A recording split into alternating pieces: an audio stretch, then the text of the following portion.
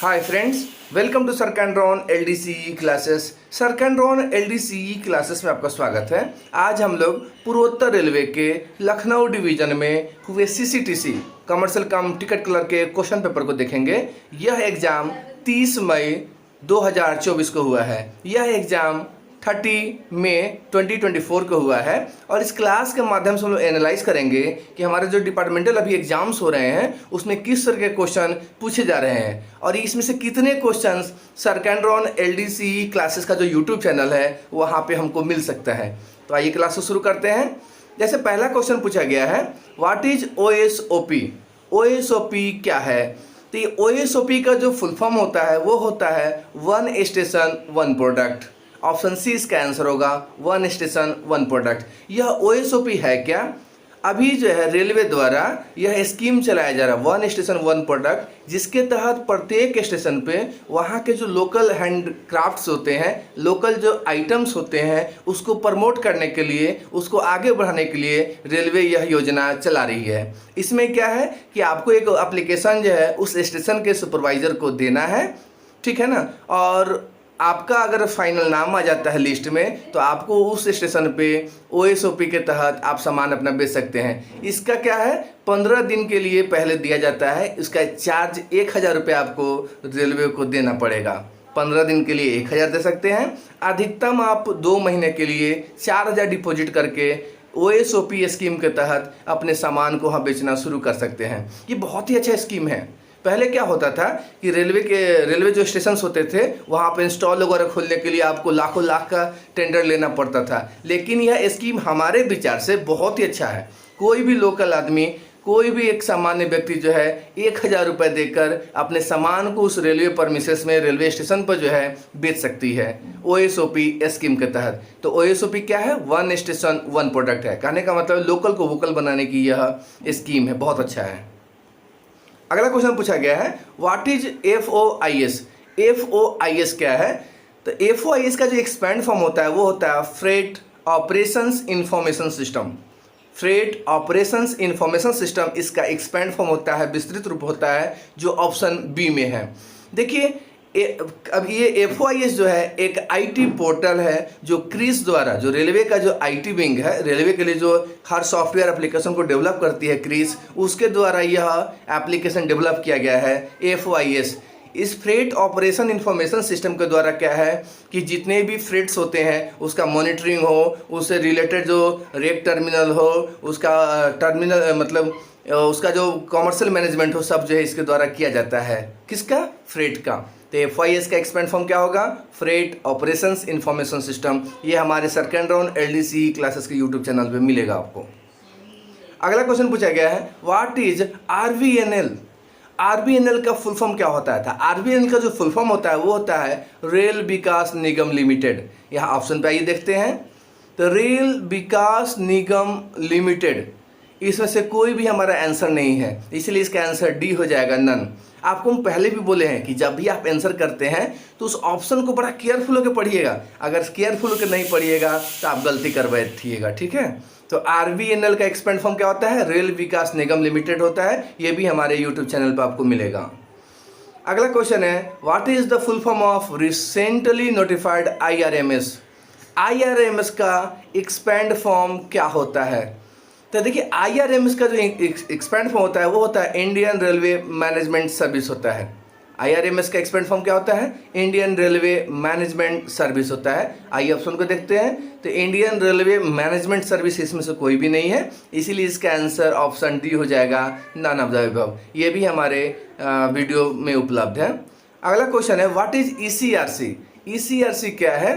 तो ECRC जो होता है वह इंक्वायरी कम रिजर्वेशन क्लर्क होते हैं। ऑप्शन ए इसका आंसर होगा। ECRC पहले क्या होते थे? देखिए रेलवे में पहले क्या था, कमर्शियल क्लर्क अलग होते थे, ECRC रिजर्वेशन के लिए अलग होते थे, पार्सल क्लर्क अलग होते थे, गुड्स क्लर्क अलग होते थे, TC जो होते हैं टिकट चेकिंग स्टाफ वो अलग हुआ करते थे।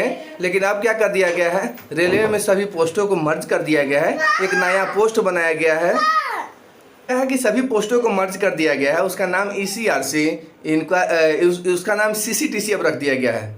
CCTC कमर्शियल कम टिकट क्लर्क। तो यहाँ जो क्वेश्चन पूछा गया है ECRC, इसका जो एक्सपेंड फॉर्म होता है इंक्वायरी कम रिजर्वेशन क्लर्क होता है। ऑप्शन ए इसका आंसर है, ये भी हमारे वीडियो में मिल जाएगा।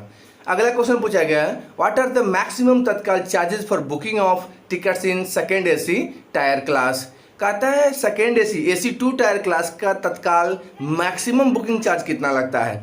देखिए इस पर भी जो है हमारे वीडियो जो है सरकैंड्रॉन LDCE क्लासेस का जो यूट्यूब चैनल है वहाँ पे मिलेगा। इसका आंसर ऐसे ऑप्शन डी हो जाएगा 500।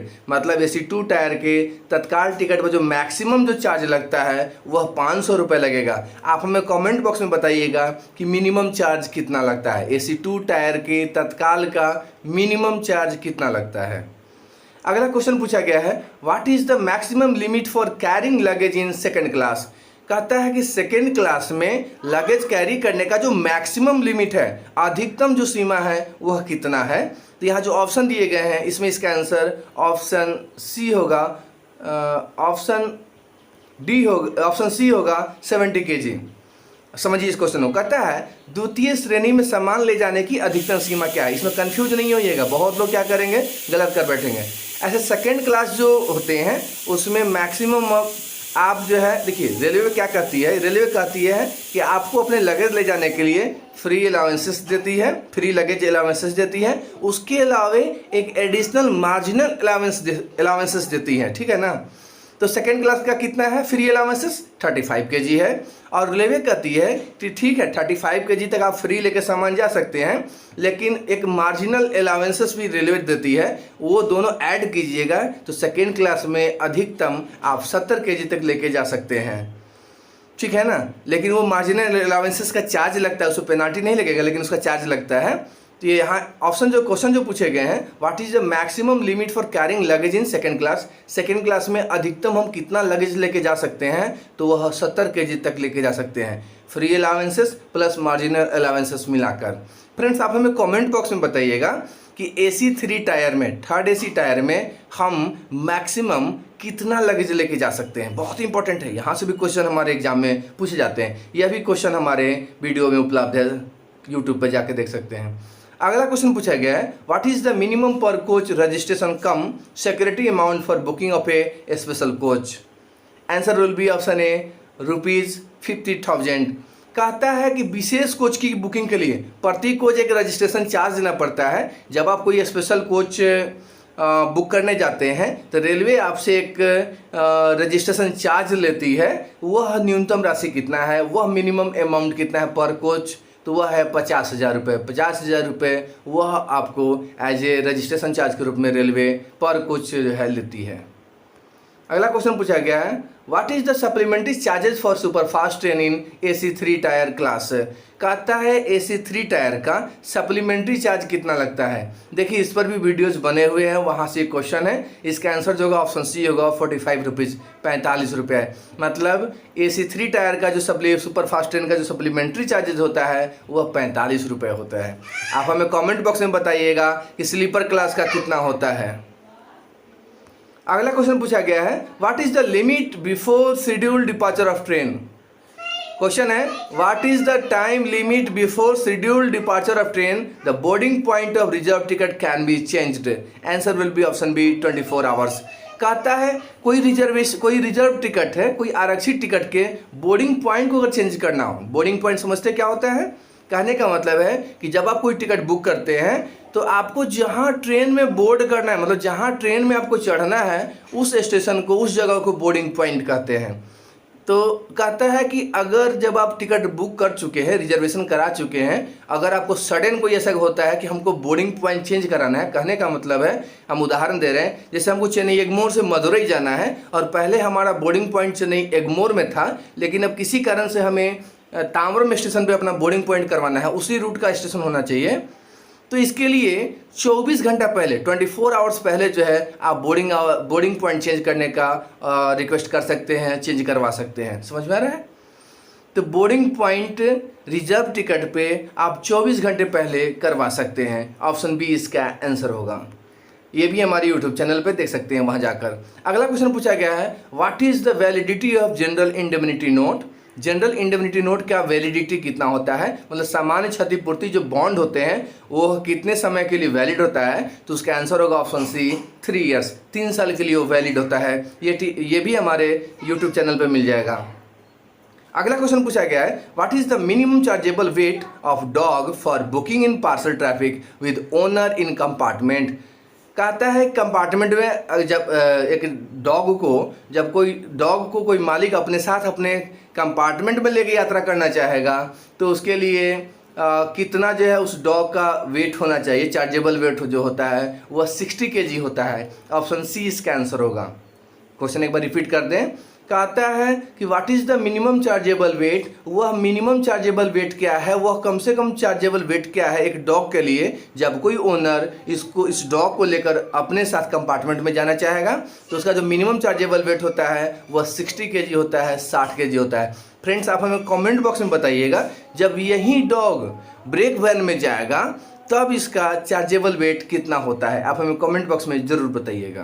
तो ये भी हमारे यूट्यूब चैनल पर मिलेगा आपको क्वेश्चन। अगला क्वेश्चन पूछा गया है, what is the approximate carrying capacity of SLR compartment in LHB rake.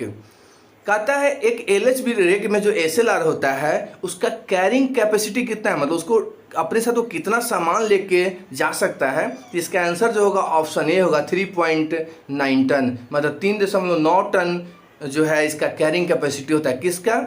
SLR का। किस कोच में? LHB कोच में। इंपॉर्टेंट है, ध्यान में रखिएगा। अगला क्वेश्चन पूछा गया है, what is the maximum amount that can be considered for waiver of demurrage charges by DRM। Answer will be option B ₹25,000। कहता है कि DRM द्वारा, डिविजनल रेलवे मैनेजर द्वारा कितना विलंब शुल्क में छूट करने पे विचार कर सकता है। कहने का मतलब DRM जो डेमोरेज जो चार्ज होता है, विलम्ब जो शुल्क होता है, उसमें कितना तक की रियायत पे वो सोच सकते हैं। तो उसका आंसर होगा ऑप्शन बी 25,000 रुपये तक का। जो अगर कोई वेवर है, मतलब डेमोरेज चार्ज पे कोई वेवर अगर 25,000 रुपये तक का है तो DRM को यह पावर होता है कि उस पर वो विचार कर सकते हैं। ठीक है ना। तो सबकी अपनी एक लिमिट है। ये भी हमारे वीडियो यूट्यूब चैनल पर मिलेगा।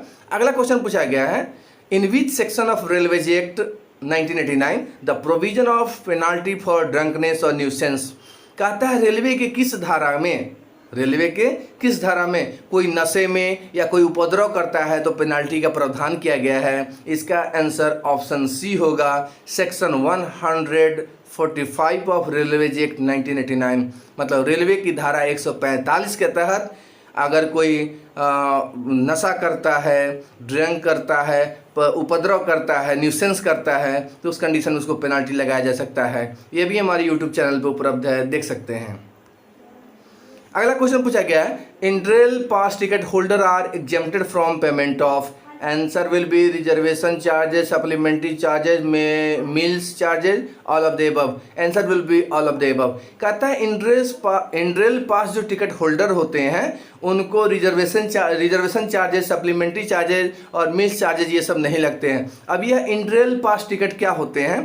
पहले के नोट्स में ये हुआ करते थे, लेकिन अभी जो न्यू नोट्स आ रहे हैं उसमें ये नहीं मिल रहे हैं। इस पर हम एक अलग से वीडियोस बना देंगे। ऐसे जानकारी के लिए आपको बता दें कि इंट्रेल पास टिकट जो होते हैं, इंट्रेल पास जो टिकट होल्डर होते हैं उनको रिजर्वेशन चार्जेस, सप्लीमेंट्री चार्जेस और या मील्स चार्जेस वगैरह नहीं लगता, इसलिए इसका आंसर ऑप्शन डी होगा।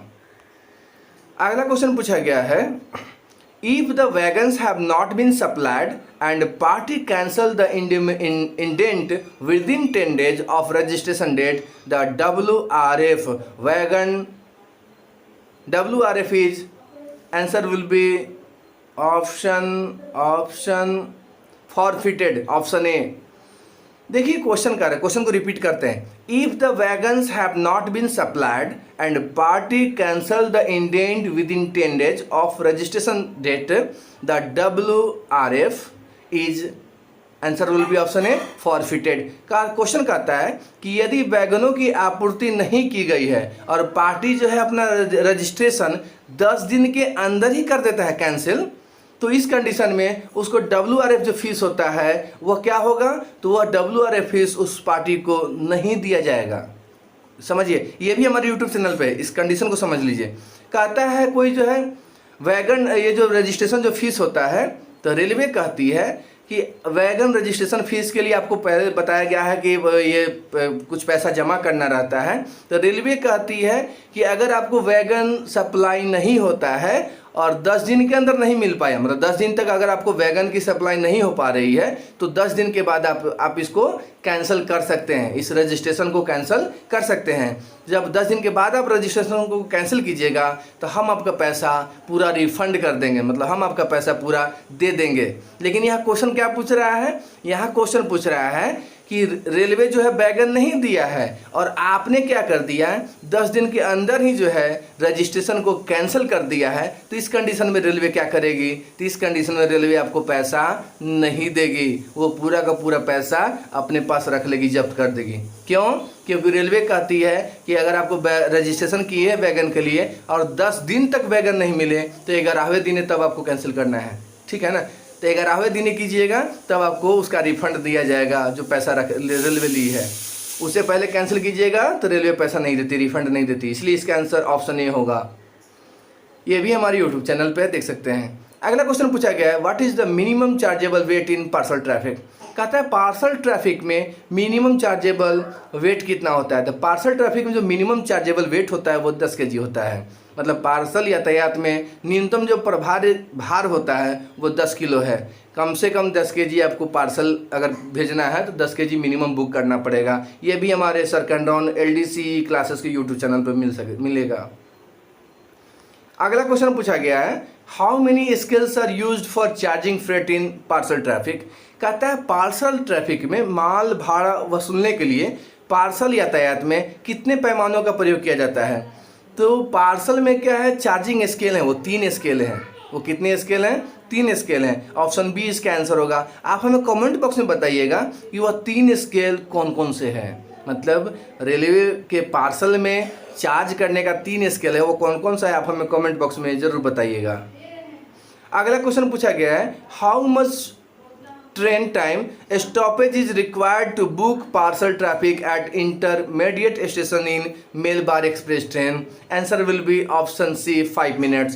कहता है कि अगर कोई ट्रेन इंटरमीडिएट स्टेशन पे अगर पार्सल बुक होना है तो वहाँ पे उसका स्टॉपेज 5 मिनट का होना ही चाहिए। अगर किसी ट्रेन का स्टॉपेज किसी स्टेशन पे 5 मिनट का है तो आप वहाँ जो है पार्सल बुक जो है कर सकते हैं, ठीक है ना। ये 5 मिनट से कम का स्टॉपेज है तो वहाँ पे पार्सल बुकिंग फैसिलिटी नहीं होगी, ध्यान में रखिएगा। इसका आंसर यहाँ पे ऑप्शन सी होगा। अगला क्वेश्चन पूछा गया है, which of the following are the current minister of state for railways according to option. Your answer will be option C both. कहता है दानवे राव साहेब दत्तात्रेय और सरदाना विक्रम जरदोस, ये दोनों क्या है अभी मिनिस्टर ऑफ स्टेट्स हैं रेलवे के, इसलिए इसका आंसर ऑप्शन सी होगा बोथ।